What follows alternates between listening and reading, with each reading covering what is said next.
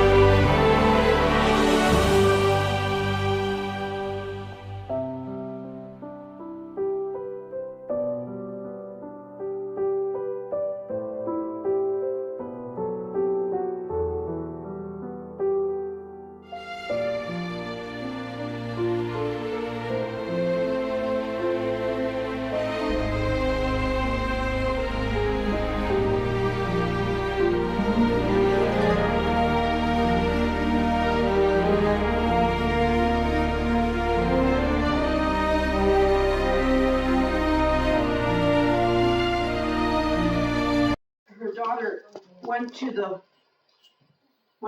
prom. This was a year ago. Gina. She spent. You knew her name was Gina. Yes, I knew that. Okay. You gave it to her, didn't you? I knew that.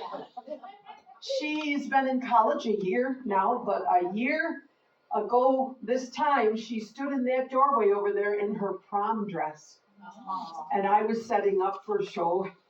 And she called me and she said, hey, she calls me Rev Mo. Hey, Rev Mo, you want to see my prom dress?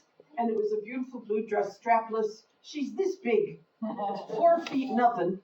She's got no chest. And I said, Gina, what are you doing? She said, I'm here because Mom has a friend who's going to do some adjustments for my dress. And I said, I hope she's going to put some straps on it to hold it up, because what are you going to do when you start dancing tonight? And she said, oh, I'm okay. I bought some sticky tits. She loves studying the science of color, how you blend one color into another. And I said, you really are an artist. But honey, you're a nun. You're going to take a vow of poverty. There are no nun decorators. And she said, well, maybe I should be the first. And I thought, maybe she's right. Times are changing. She doesn't wear the traditional habit.